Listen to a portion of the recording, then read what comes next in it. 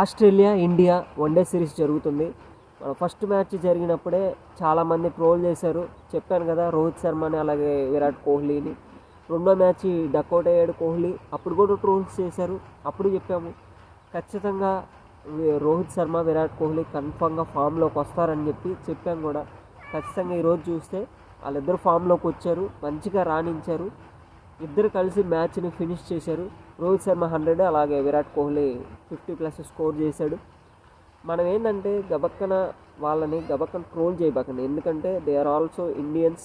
వాళ్ళు దేశం కోసం ఆడుతున్నారు. మనం చెప్పాము ఏంటంటే మనుషులు ఎలా ఉన్నారంటే ఒక చిన్న మిస్టేక్ జరిగితే చాలు, వాళ్ళు ఎంత పెద్ద సహాయాలైనా చేయని, ఎంత పెద్ద మంచోళ్ళైనా అని, చిన్న మిస్టేక్ జరిగితే చాలు ఆ మిస్టేక్ వల్ల వాళ్ళని వేస్ట్ అన్నట్టు చేసేస్తారు.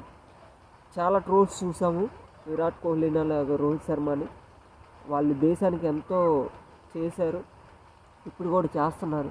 వాళ్ళు 1-2 మ్యాచ్లు ఫెయిల్ అయినంత మాత్రాన వాళ్ళు ఫెయిల్ అయినట్టు కాదు. దయచేసి వాళ్ళని ట్రోల్స్ చేయొద్దు. ఈరోజు మ్యాచ్ చూశారు కదా ఎలా గెలిపించారో. వాళ్ళ దగ్గర సత్తా ఉంది, ఇంకా బ్యాటింగ్ చేయగలరు. రోకో కాంబినేషన్ ఎప్పటికీ సూపర్ సూపర్ సూపర్ ఉంటుంది. ఈ ఫామ్ ఇలాగే కంటిన్యూ అవుద్ది. ఇంకా మంచిగా గేమ్స్ ఆడతారు, ఇండియాని ముందు పదంలో తీసుకెళ్తారు.